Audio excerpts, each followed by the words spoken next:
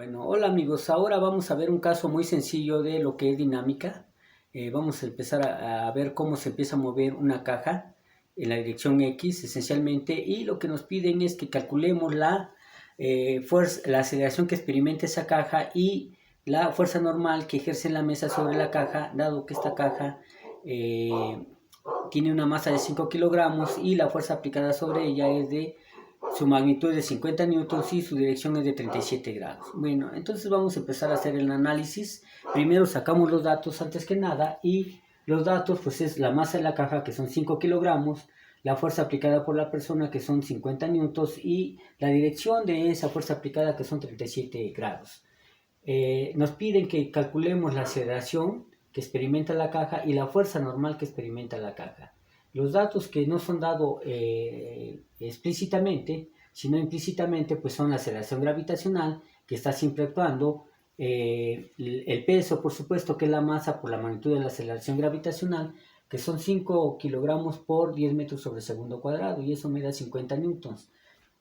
Lo otro es las componentes de la aceleración en la dirección X, la componente de la aceleración en la dirección y también las componentes de la fuerza normal en la dirección X y la componente de la fuerza normal en la dirección Y. Lo otro es que tenemos que determinar, aunque no se nos pide, es las componentes de la fuerza aplicada por la persona en la dirección del eje X y la componente de la fuerza aplicada por la persona en la dirección del eje Y. Bien, lo que sigue es calcular o hacer el bosquejo de nuestra situación física, grosso modo. Entonces ponemos primero la fuerza gravitacional, que pues es inherente al objeto, ¿no? Y que es justamente esta flecha guinda. Y la fuerza normal, que es la fuerza que aplica la mesa sobre la caja, que está en color anaranjado, y la fuerza aplicada por la persona, que en este caso su magnitud son 50 newtons y su dirección es 37 grados con respecto a la parte positiva del eje X o un eje horizontal. ¿Ok? Y eso es todo lo que tenemos en nuestro bosquejo. Ahora pasamos a nuestro diagrama de cuerpo libre, y ahí representamos todas las fuerzas que están actuando sobre nuestro objeto puntual, ya nuestra masa puntual, que es nuestra caja, pero ahora nada más las fuerzas que están sobre los ejes. No vamos a poner ninguna fuerza que sea diagonal. Para ello ya descompusimos entonces a la fuerza aplicada por la persona, y ya tenemos la fuerza aplicada por la persona en la dirección del eje X, la fuerza aplicada por la persona en la dirección del eje Y, que está dada en color verde, y la fuerza normal, que está dada en color naranja. Aquí marcamos sus direcciones, como ponemos la dirección de la fuerza gravitacional, que es teta WC y que vale 270 grados, en tanto que su magnitud pues, es el peso de la caja. Y aquí procedemos a encontrar cuáles son las componentes de la fuerza aplicada por la persona en la dirección del eje X, que con respecto al ángulo θ de 37 grados es el cateto adyacente, en tanto que la componente de la fuerza aplicada por la persona en la dirección del eje Y pues va a ser el cateto opuesto a ese ángulo justamente. Y una vez que tenemos eso, procedemos entonces a calcular las componentes de esa fuerza. ¿Ok? Bien, ahora entonces procedemos a calcular las componentes de la fuerza aplicada por la persona tanto en la dirección del eje X como en la dirección del eje Y. Para ello entonces nos damos cuenta que la siguiente pregunta es importante para poder determinar la componente de la fuerza aplicada por la persona en la dirección del eje X. ¿Cómo la determinamos? Dando que se conoce la magnitud de la fuerza aplicada por la persona, que son 50 newtons, y la dirección, que es θ Fp, que son 37 grados. Para ello nos va a servir la figura que tenemos acá. Justamente se observa la magnitud de la fuerza aplicada por la persona, pues es en realidad la hipotenusa de este triángulo rectángulo que se forma entre la hipotenusa, el cateto opuesto y el cateto adyacente, que va a ser la fuerza aplicada por la persona en la dirección del eje X. ¿Ok? Y de esa manera entonces la pregunta se reduce simplemente a decir ¿qué función trigonométrica me relaciona la componente de la fuerza aplicada por la persona en la dirección del eje X, que es el cateto adyacente, el ángulo y la hipotenusa? ¿Sí? Y en este caso lo que nos relaciona esas tres cantidades pues es justamente el coseno del ángulo θ subíndice Fp, que va a ser igual al cateto adyacente por definición entre la hipotenusa. Eso es F subíndice Px entre Fp. Y de ahí entonces, por transitividad, tenemos que el coseno de θ Fp va a ser igual a Fpx entre Fp, puesto que nosotros lo que queremos es a F subíndice P X o FPX, entonces lo que procedemos a hacer es multiplicar en ambos lados de la igualdad por FP de tal manera que podamos cancelar a la FP que está dividiendo. Y entonces lo que obtenemos es que FP por el coseno de teta subíndice FP va a ser igual a FPX entre FP por FP. Y entonces FP entre FP se cancelan y nada más me queda FPX, que es igual a FP por el coseno de teta FP. Esencialmente lo que decimos es que entonces la magnitud de la fuerza, de la componente de la fuerza aplicada por la persona en la elección del eje X es igual a la magnitud de la fuerza aplicada por la persona por el coseno de el ángulo teta subíndice FP. Nos damos cuenta que conocemos todos los datos, por lo tanto procedemos a sustituir. Lo que decimos es que FP vale 50 newtons y el coseno de 37 grados es aproximadamente 0.801 o 0.8. Y de ahí 0.8 por 50 newtons me da justamente 40 newtons. Eso va a ser la magnitud de la componente de la fuerza aplicada por la persona en la dirección del eje X. Ahora procedemos a calcular la componente de la fuerza aplicada por la persona en la dirección del eje Y. Ya no pongo la otra pregunta, nada más pongo la pregunta trascendente, lo que dice es qué función trigonométrica relaciona la magnitud de la fuerza aplicada por la persona, la dirección de la fuerza aplicada por la persona y la componente de la fuerza aplicada por la persona en la dirección del eje Y. Y la respuesta es que es el seno. Esa función me relaciona el cateto opuesto de este triángulo rectángulo, el ángulo y la hipotenusa. Por lo tanto, el seno de teta FP va a ser igual al cateto opuesto entre la hipotenusa por definición, y eso es igual a F subíndice PY entre F subíndice P. Como nosotros nuevamente aplicamos la transitividad de la igualdad, entonces tenemos que el seno de teta FP es igual a FPY entre FP. Otra vez, yo quiero a FPY, no a FPY sobre FP, por lo tanto procedo a despejarla multiplicando por FP en ambos lados de la igualdad. Eso es aplicar el axioma de la cancelación para el producto.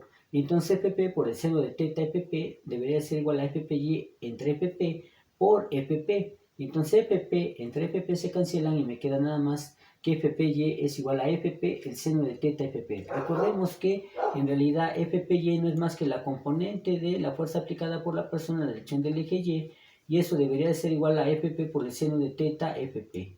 ¿Ok? Y procediendo a sustituir, vemos que estos son 50 newtons por el seno de 37 grados. El seno de 37 grados aproximadamente es 0.6. 50 por 0.6 me da 30 newtons. Lo que dice es que la magnitud de la componente de la fuerza aplicada en la dirección del eje Y por la persona es justamente 30 grados. Vale. Bien, ahora que ya conocemos las componentes de la fuerza aplicada en la dirección X y en la dirección del eje Y, lo que vamos a hacer es pasar a aplicar el análisis de fuerzas en la dirección del eje X y en la dirección del eje Y, primero en la dirección del eje Y de esa manera vamos a poder obtener la magnitud de la fuerza normal. Es lo que vamos a obtener. Entonces procedemos a hacerlo. Y para ello, entonces, como dije, se procede a hacer un análisis de fuerzas en la dirección del eje y procedemos también a aplicar la segunda ley de Newton. Si observamos, todas las fuerzas que están aplicando en la dirección positiva del eje Y es FPY y la fuerza normal.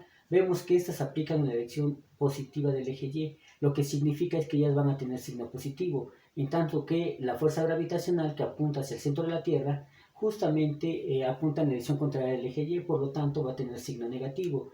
Procediendo entonces ahora a aplicar la segunda ley de Newton, que esencialmente nos dice que la fuerza neta actuando sobre la caja en la dirección del eje Y va a ser igual a la masa de la caja por la aceleración que experimenta la caja en la dirección del eje Y.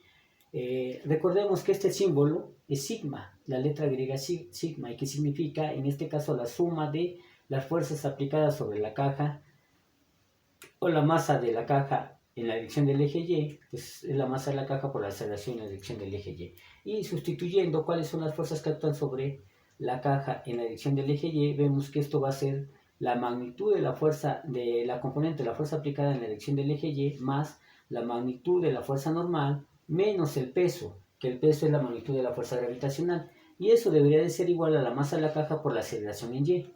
Una vez que tengo eso, comparamos lo que es el peso y la fuerza aplicada por la persona en la dirección del eje Y. Nos damos cuenta de que la componente de la fuerza aplicada por la persona en la dirección del eje Y es menor que la magnitud que el peso. Y por lo tanto, entonces la caja no se va a levantar. no va a experimentar una aceleración en la dirección del eje Y. Eso lo que nos dice es que no va a haber un desplazamiento en la dirección del eje Y, es decir, Y menos Y0 es igual a 0. Y si no tengo desplazamiento, esencialmente lo que me dice es que la velocidad en la dirección Y va a ser 0, tanto la velocidad final como la inicial es 0, es decir, no tengo velocidad. Una vez que tengo eso, entonces tengo que la aceleración en la dirección Y la definimos como la velocidad final en la dirección del eje Y menos la velocidad inicial en la dirección del eje Y entre el tiempo transcurrido. Pero como esas dos cantidades son 0, entonces entre el tiempo transcurrido sigue siendo 0. ¿Sí? Y por lo tanto tenemos que la aceleración en la dirección del eje Y es 0 metros sobre segundo cuadrado. Como aquí ya se pone en color rojo. Y ahora procediendo a sustituir que la aceleración en la dirección del eje Y es 0 por la masa de la caja, pues nos va a dar 0. Y eso es lo que significa entonces que la magnitud de la fuerza de la componente de la fuerza aplicada por la persona en la dirección del eje Y más la magnitud de la fuerza normal menos el peso debe de ser igual a 0, lo que ya plasmamos en esta ecuación 4 o aquí abajo. Y puesto que nosotros lo que queremos determinar es la fuerza normal nuevamente, entonces tenemos que deshacernos de o quitar o despejar a la fuerza normal. Para eso mandamos del otro lado de la igualdad a F, Py y Wc. Para eso aplicamos el axioma de la cancelación para la suma o la adición en ambos lados de la igualdad. Entonces lo que tengo es Fpy menos Fpy más la fuerza normal menos Wc más Wc.